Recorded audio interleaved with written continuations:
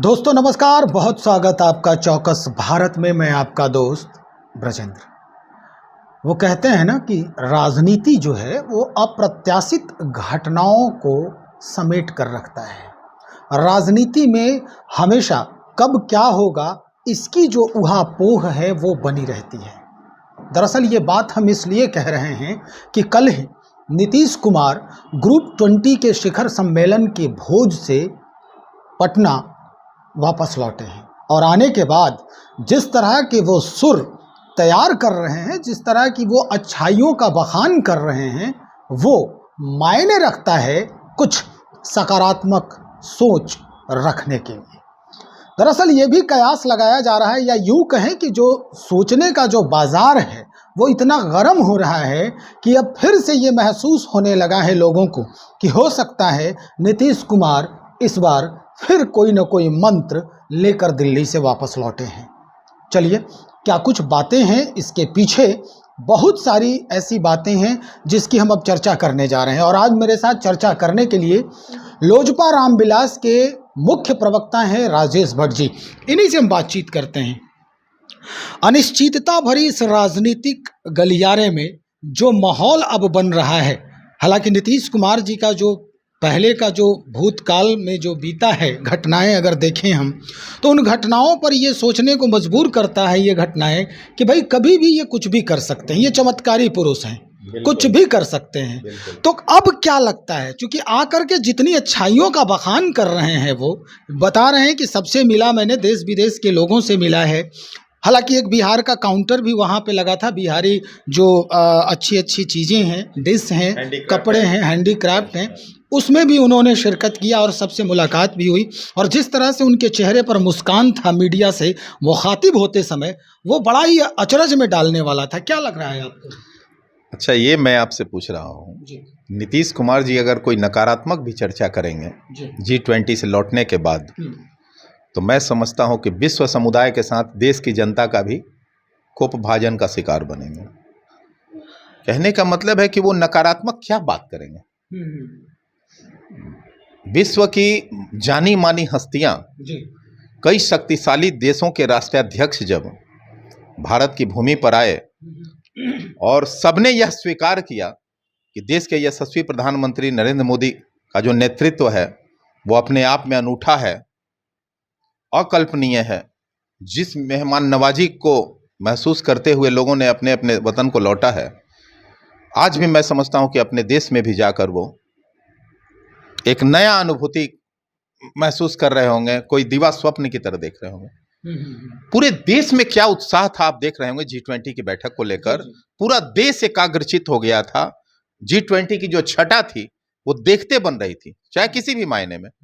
वो व्यवस्था को देख लीजिए, मेहमान नवाजी को देख लीजिए, अतिथि देवो भव की जो परंपरा रही है और संस्कृति रही है हमारे देश में, मैं समझता हूं कि उसका पूरा पूरा कहीं ना कहीं मूर्त रूप देखने को मिला है।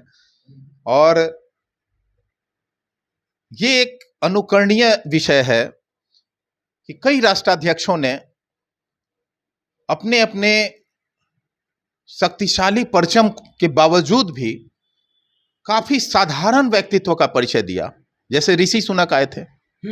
ऋषि सुनक ने कहा कि मुझे सनातन में भरोसा है, सनातन का मैं सम्मान करता हूं, पूजा पाठ, मंदिरों में जाना, और कितनी खुशनुमा माहौल थी वहां पे, देखते बन रहा था।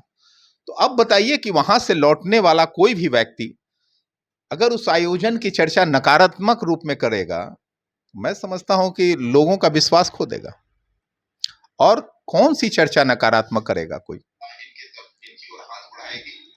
देखिए, देश के यशस्वी प्रधानमंत्री ने जिस उत्साह के साथ, जिस उल्लास के साथ G20 बैठक का आयोजन किए हैं, वो वर्षों वर्षों तक याद रहेगा। न भूतो न भविष्यति, मैं यही कहूंगा। भूतो न भविष्यति, बिल्कुल आप जो कह रहे हैं वो हो सकता है कि ऐसा कभी फिर ना हो। लेकिन अब जो चर्चाएं चल रही है, जानकार ये कह रहे हैं कि भाई अब नीतीश कुमार जी को ये भी लगने लगा है कि लालू प्रसाद यादव जी पिछले गलियारे से इस पूरे सियासी जो सिस्टम है बिहार की, उसको हैक कर लिए हैं। और यही वजह है, चूंकि कांग्रेस अलग अलाप रही है, आप जो पार्टी है केजरीवाल की वो अलग राग अलाप रही है, ममता दीदी जो हैं वो अलग राग अलाप रही हैं। तो ये सिस्टम को हैक करने वाले लालू जी हैं और फिर से ये एहसास जो है नीतीश कुमार जी को होने लगा है। जानकार ऐसा बताते हैं।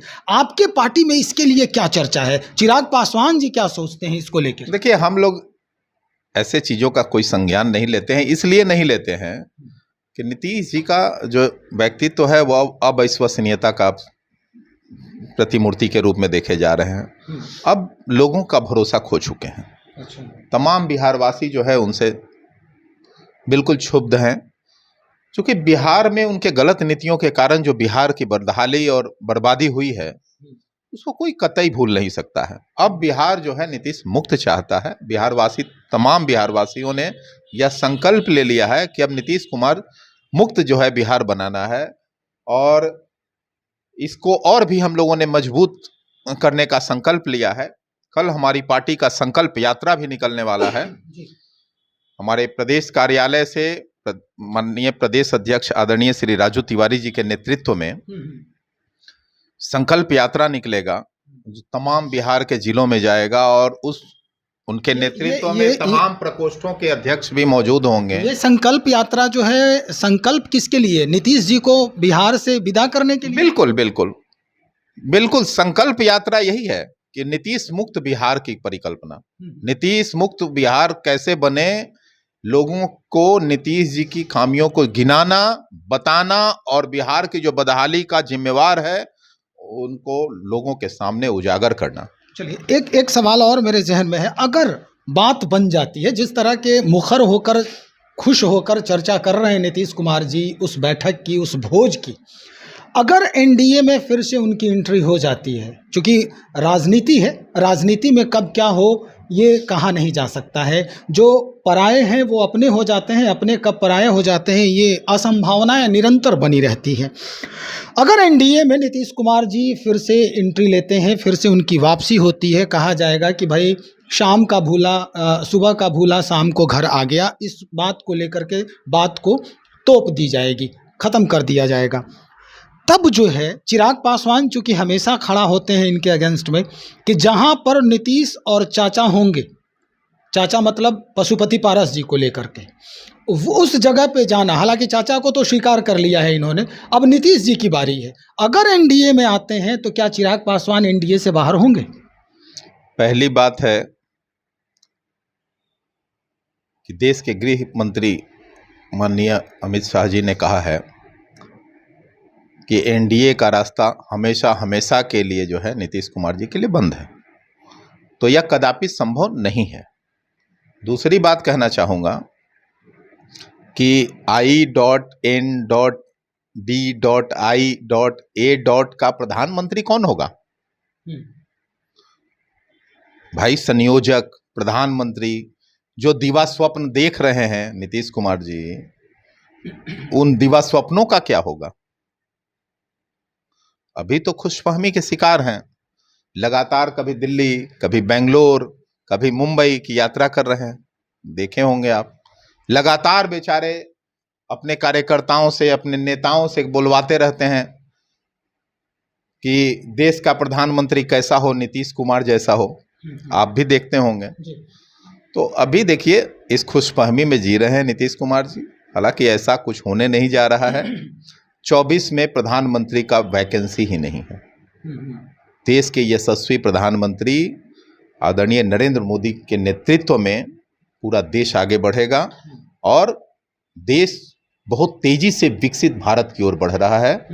आप तमाम, मैं पत्रकारों को बता दूं, आपके चैनल के माध्यम से, और पूरे देश की जनता यह मान चुकी है कि इनका कोई विकल्प नहीं है। ये INDAI जो भी मुगालते पाल रहे हैं लोग, ये मुगालते ही हैं, बस मुगालते में हैं सारे लोग। चलिए, आखिर में एक सवाल और है हमारा।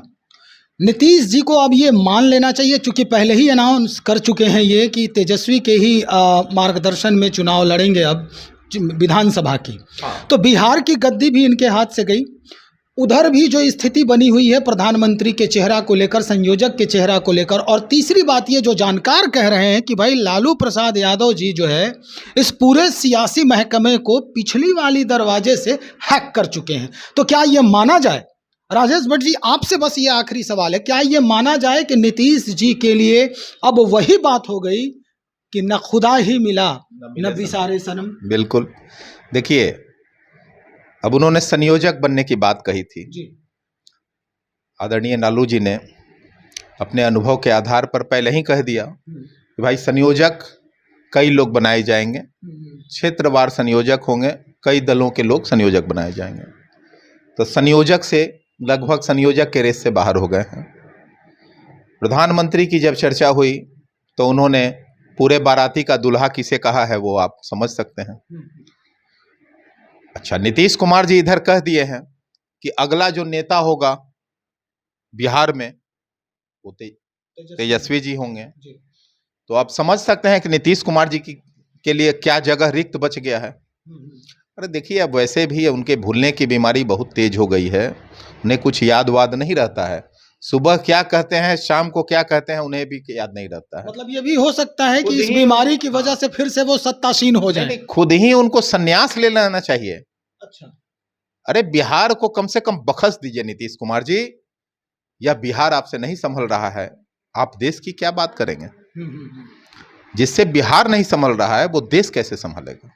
चलिए, बहुत शुक्रिया जानकारी देने के लिए। जिससे बिहार नहीं संभल रहा है वो देश कैसे संभालेगा। हालांकि जिस तरह का माहौल बन रहा है पूरे सियासी गलियारे में, वो अब देखने को बड़ा ही दिलचस्प माजरा होगा, ये नज़ारा होगा जो दिल्ली से लौटने के बाद ये पूरा बाजार जो है गर्म है। जिस तरह से इन्होंने ये बयान दिया है कि भाई G20 के बाद G20 में उनका जो अनुभव है वह बहुत ही खुशनुमा अनुभव रहा है, और इधर सियासी जो बाजार है वो गर्म दिख ही रहा है। अब देखना ये होगा कि क्या वाकई में जो स्थिति नीतीश कुमार जी की बनी हुई है कि अनाउंस कर दिया है इन्होंने कि भाई तेजस्वी ही सत्ता पे रहेंगे और उधर से कोई रास्ता मिल नहीं रहा है, तो क्या यही बातें सच होने वाली है नीतीश कुमार जी के लिए कि न खुदा ही मिला न बिसारे सनम? खैर, हम और खबरों को टटोल रहे हैं इस बाबत और आपके लिए परोसने का काम करेंगे सारे खबरों को। तब तक इंतज़ार करें, बने रहें हमारे साथ। बहुत शुक्रिया आपका।